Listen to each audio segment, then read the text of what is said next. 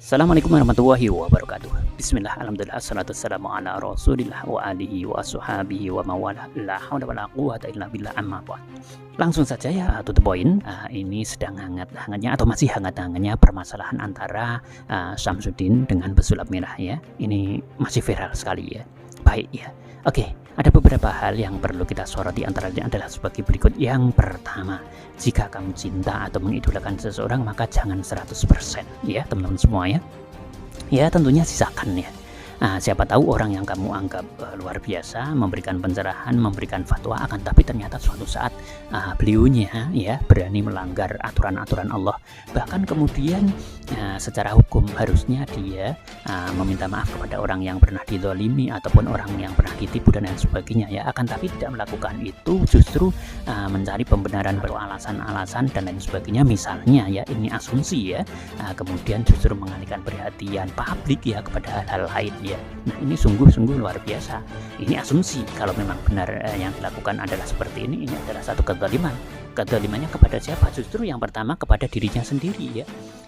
Dia sengaja ya, apa istilahnya, membiarkan dirinya akan mendapatkan celaka ya, akan tergelincir kepada dosa-dosa yang lebih banyak ya. Karena apa? Di situ ada hak adami yang seharusnya dia itu minta maaf ya kepada publik, kepada orang yang pernah ditipu ya, dan kemudian bertobat kepada Allah Subhanahu wa taala. Harusnya kan seperti itu kalau memang melakukan penipuan atau trik dan lain sebagainya ya. Ini asumsi dengan berdasar kepada beberapa hal, termasuk pengakuan orang yang pernah ditipu misalkan ya, atau trik-trik yang sudah terbuka kameramennya ya, dimana melihat secara langsung trik yang dilakukan pembodohan ataupun tipu-tipu ya. Ketika ada hal seperti ini kan seharusnya yang dilakukan pertama kali adalah meminta halang yang pernah disakiti, dibohongi dan lain sebagainya, dan kemudian bertobat kepada Allah Subhanahu wa taala, bukan kemudian lari dan kemudian mengalihkan perhatian ya. Ini ya, sekali lagi ini asumsi, benar dan tidaknya yang membuktikan jelas-jelas adalah hukum ya, seperti itu ya. Baik. Berikutnya, jika kamu benci maka jangan 100% ya, karena siapa tahu kebencian itu berbalik 180 derajat ya. Bisa jadi ternyata suatu saat akan memberikan sesuatu yang baik, yang positif dan lain sebagainya ya, kemudian memberikan efek baik ya, membantu, menasihati dan lain sebagainya, atau memberikan sesuatu yang tadinya kita tidak akan pernah menyangka. Oke ya. Dalam hal ini kalau kita lanjutkan, maka secara otomatis ada yang berperan di balik layar. Siapa? Iblis ya. Secara otomatis iblis itu membabi buta ya. Jadi mereka berpesta pora ya, mereka di belakang layar pesta besar-besaran bahwasanya mereka sudah bisa atau berhasil mengadu domba umat manusia ya. Dari kedua belah pihak, baik dari kelompok Gus Syamsuddin ataupun kelompok daripada pesulap merah, dua-duanya diadu ya, dua-duanya diadu domba, sehingga terlihat di situ baik di podcast ya ataupun di akun-akun YouTube ya, baik pendukung ya di antara keduanya ya. Ini yang kemudian mereka menggorengnya ya. Sebenarnya yang menggoreng itu siapa? Iblis juga ya.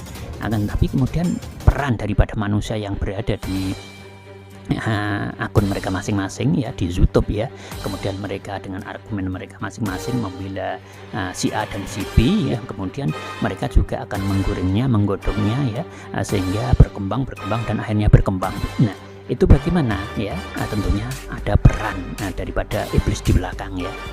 Itu sesuatu yang luar biasa ya. Mereka berhasil mengadu domba umat manusia ya. Bahkan yang paling parah ya, kemudian salah satu daripada pendukung mereka itu kemudian berkata-kata dengan kata-kata yang jorok, kata-kata yang kotor, yang kata-kata yang kasar, bahkan kesombongan mereka mulai terbuka. Mereka banyak yang kemudian mengeluarkan kata-kata yang takabur ya, seperti saling menantang dan lain sebagainya. Ini sesuatu yang luar biasa ya, mengerikan ya teman-teman semua ya. Nah ini justru yang perlu kita pelajari ya, kalau kita belajar dari masalah Gus Syamsuddin dan pesulap merah.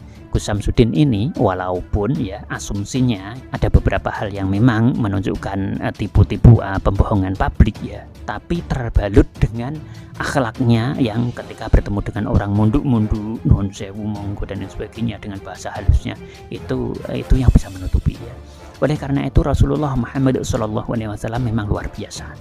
Beliau ya dalam mengajarkan akhlak kepada umatnya ya.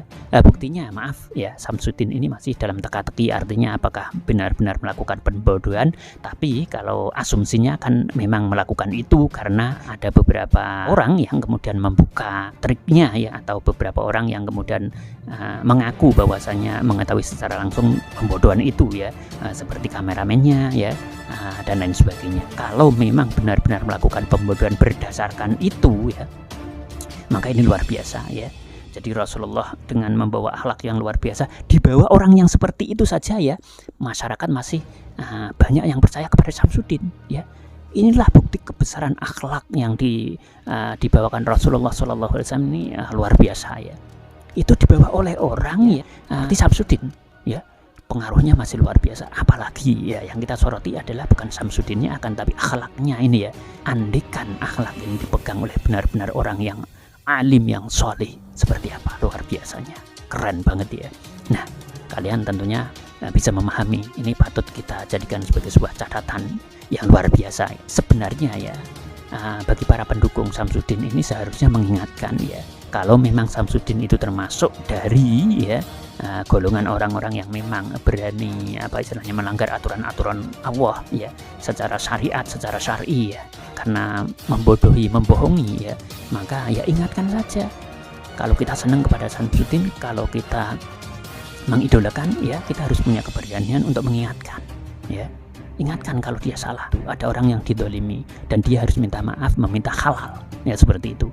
Kalau memang Samsudin benar-benar menipu, bukan malah membelanya mati-matian, bahkan kemudian menantang-nantang orang ya, sampai silakan berhadapan dengan saya ke sini atau aku yang ke sana ya, itu telah digoreng ya, telah digodok oleh iblis ya. Istilahnya ada peran serta iblis ya di situ ya. Ini luar biasa, ini tidak terasa atau tidak merasa ya. Nah, ternyata justru Samsudin lah yang menang ya, karena Samsudin sudah ditengarai seperti itu, akan tetapi bisa membawa akhlak munduk-munduknya sehingga kesan alimnya luar biasa, akan tapi pendukung-pendukungnya justru emosional ya, dengan kata-kata kasar dan lain sebagainya, menantang orang, saling menantang dan lain sebagainya. Inilah perbedaan Samsudin dengan pengikutnya, pendukungnya ya. Pendukungnya sudah seperti itu ya, mengatakan kata-kata yang kemudian takaburnya keluar ya. Bahkan ada yang menunjukkan jarumnya ditusuk, permainan anak-anak itu ya, jarum ditusukkan itu ya. Kemudian ada yang mengaku mau menusukkan kerisnya ke perutnya, tapi tidak terjadi, tidak pernah diekspos sampai sekarang, videonya tidak muncul ya, seperti itu ya. Nah, inilah perbedaan kepandaian, kepiawaian Samsudin ya dalam mengemas ya. Beliau mengemas akhlaknya ya, luar biasa, keren ya. Nah, andikan akhlak ini dipegang benar-benar oleh orang-orang solih ya, luar biasa. Oleh ulama-ulama yang ahli, yang ikhlas ya, ini luar biasa ya. Sedangkan yang membawa Samsudin saja orang masih percaya dan yakin bahwasanya Samsudin ini adalah sosok yang patut dijadikan sebagai contoh ya. Nah, oleh karena itu kita juga belum tahu kebenarannya, hanya asumsinya saja Samsudin melakukan pelanggaran penipuan, tapi wallahu alam yang membuktikan adalah hukum ya, itu baru asumsi ya. Namun asumsi itu juga sudah banyak pengakuan ya, yang memang benar-benar berani menyampaikan ya di depan publik ya, melalui YouTube mereka masing-masing ya, seperti itu. Wallahu alam ya. Kita tunggu aja kebenarannya ya. Nah, baik, kemudian untuk pesulap merah ya, kalaupun toh kemudian ada kesalahannya juga ya, kita juga harus bisa legowo untuk memaafkannya ya. Tapi yang jelas ya, edukasinya bagus, akan mencerahkan kepada umat manusia di Indonesia ini ya, secara nasional ya, bahwasanya tidak boleh percaya kepada dukun ya. Dukun dalam hal ini dalam tanda kutip adalah dukun yang khusus seakan-akan istilahnya mengerti kepada yang gaib ya, dan yang menipu ya, dan yang menipu, karena ada yang tidak menipu ya, oknum yang menipu ya, seperti itu ya teman-teman semua ya. Nah, kembali ya, maafkan pesulap merah, tidak mungkin pesulap merah sempurna, tidak usah dicari-cari keburukan kesalahannya. Ini jauh lebih bagus karena mengedukasi ya. dan beliau juga sudah berani mengatakan bahwasanya saya dikasihkan ilmu oleh Allah, suatu saat besok kalau terjadi mahsyar sudah digelar ya, akhirat sudah digelar, saya harus bertanggung jawab ilmumu ya, kamu pakai untuk apa?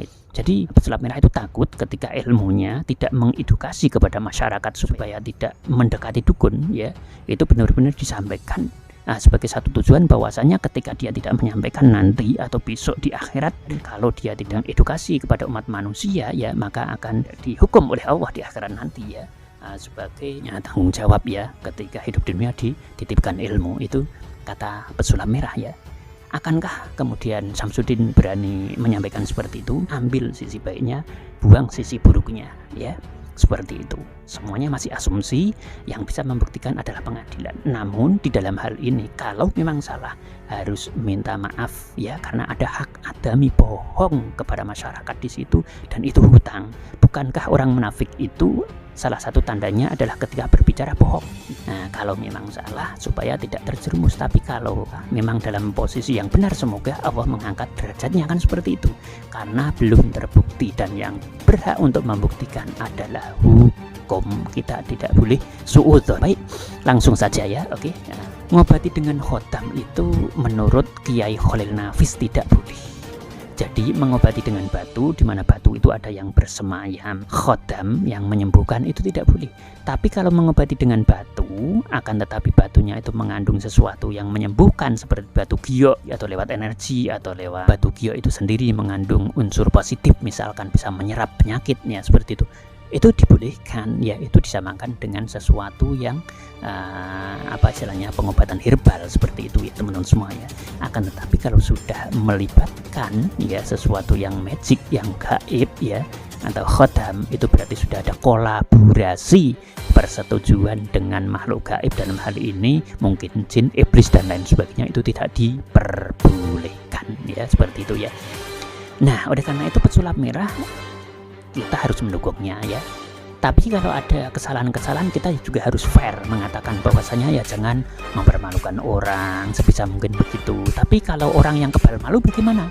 Ya, dikasih tahu dah nggak mau ya, dikasih tahu dengan jelas, disindir nggak mau, dikatakan di dalam video-video yang nggak mau ya. Nah, oke. Ya, akhirnya harus disampaikan secara langsung. Berikutnya untuk Syamsuddin ya, semoga sadar ya kalau memang dia itu menipu ya, kemudian membohongi atau memberikan trik atau memakai trik ya untuk pembohongan terhadap pabrik ya dalam pengobatannya ya. Semoga dia sadar ya, kemudian cepat bisa meminta maaf, karena ada hak adami di situ kepada orang yang ditipu, sehingga dia harus meminta maaf ya, dimana meminta maaf itu condong kepada kemudian minta halalnya, karena dia telah menipu ya, sehingga dosa-dosanya akan diangkat oleh Allah Subhanahu wa Ta'ala kalau emang benar dia itu menipu ya. Akan tapi kalau ternyata ini adalah fitnah dan kemudian Syamsuddin tidak terbukti menipu, maka yang membuktikan adalah hukum, dan semoga fitnah-fitnah itu dicabut oleh Allah dan kemudian diangkat derajatnya oleh Allah. Seperti itu ya teman-teman semua ya. Akan tapi kalau beberapa asumsi yang menunjukkan di sini, andekan memang kemudian Syamsuddin itu berada di posisi yang salah, menipu, menggunakan trik untuk membodohi, akan tapi tidak mau minta maaf dan tidak mau meminta halal dari hak adami kepada orang yang dizalimi, ditipu ya, maka di sini sungguh-sungguh luar biasa ya. Di situ ada sesuatu yang menjadi tanggungan, miskola darotin horazarah, miskola darotin syarroyarah, sekecil apapun kan akan dihitung. Maka ya secara otomatis yang harus dilakukan adalah meminta maaf kepada orang yang ditipu dan kemudian bertobat kepada Allah Subhanahu wa Ta'ala. Dengan satu bukti ya, asumsi lagi ini ya, kenapa kemudian keris petirnya sekarang menjadi hilang, nggak pernah dipergunakan lagi, kemudian batu yang digunakan juga tidak pernah kelihatan lagi ya, kemudian asap-asapan di situ atau bakar-bakaran di situ yang menunjukkan kesaktiannya juga sekarang sudah tidak pernah ditampilkan lagi ya. Ini kan asumsi-asumsi yang kemudian menggiring publik ya, bahwasanya kemudian sebenarnya pengobatannya itu betul apa tidak. Kalau cuman ruqyah saja, baik itu syariah ataupun aswaja, ya sah-sah saja dan diperbolehkan diperbolehkan oleh aturan agama ya. Akan tapi kalau kemudian sudah menggunakan hal-hal yang lain, nah inilah yang kemudian cepatlah bertobat kepada Allah Subhanahu wa taala, dan para pendukungnya jangan membabi buta ya, jangan mengidolakan dengan ya 1000% mungkin ya. Akan tapi kalau memang salah ya, berikan pencerahan ya, nasihati ya dengan baik ya, supaya kembali kepada Allah Subhanahu wa taala, bertaubat, meminta ampunan kepada Allah Subhanahu wa taala, baru mengerjakan yang lain seperti ya yang sekarang ini dikerjakan ya. Nyanyi kayak misalkan, menjadi berkumpul dengan para artis kayak misalkan ya, karena sekarang kegiatan-kegiatannya kan banyak ya, sering ke Jakarta ya. Harusnya yang dilakukan pertama kali kalau menurut atau sesuai dengan syariat Islam ya, harusnya meminta maaf terlebih dahulu ya kalau memang menipu ya. Kalau memang menipu, kalau tidak ya kita doakan semoga sekali lagi diangkat oleh Allah derajatnya, seperti itu ya. Baik, intinya adalah kalau memang terjadi penipuan di sini, segera minta maaf dan bertobat kepada Allah. Kalau tidak, segera diangkat derajatnya. Kemudian untuk pesulap merah, bagaimanapun yang dilakukan adalah sesuatu yang luar biasa. Akan tetapi kalau ada kekurangan, baik yang disengaja ataupun tidak oleh pesulap merah, atau mungkin akhlaknya kurang bagus menurut netizen dan lain sebagainya, misalkan dengan cara yang mungkin agak kurang sopan misalkan dan sebagainya, kita doakan saja semoga pesulap merah bisa menjadi pribadi yang lebih santun lagi ya, di mana manusia dia menjadi bulan-bulanan daripada iblis yang berpesta pora ya, kemudian menggoreng dan menggodok umat manusia yang kemudian dari dua kubu saling berbaku hantam ya di medsos, menyampaikan, mengucapkan kata-kata kasar, kata-kata yang tidak berakhlak ya, ras, dan kemudian emosional, takabur ya, saling menantang. Itu sungguh-sungguh tidak direkomendasikan oleh agama, saling tantang di situ, kecuali perang fisabilillah ya. Perang fisabilillah apapun boleh dilakukan kalau memang benar-benar dalam kondisi perang fisabilillah ya. Akan tapi kalau dua orang laki-laki berhadapan dalam hal yang memperebutkan ya segala sesuatu yang sifatnya duniawi ya, tidak usah kita panjang lebarkan, netizen akan jauh lebih tahu dan memahami. Semoga kita dilindungi oleh Allah Subhanahu wa taala ya, diberikan kelonggaran ya, diberikan min haitsu la tahtasib, dari arah mana saja tetap diberikan kepada kita semuanya, amin. Dan bighairi ta'abin wala masyaqatin, semoga apa yang kita kerjakan tidak pernah diberikan dengan cara yang ngoyo ya, akan tapi dengan cara yang ringan, hasilnya luar biasa ya, amin Allahumma amin. Assalamualaikum warahmatullahi wabarakatuh.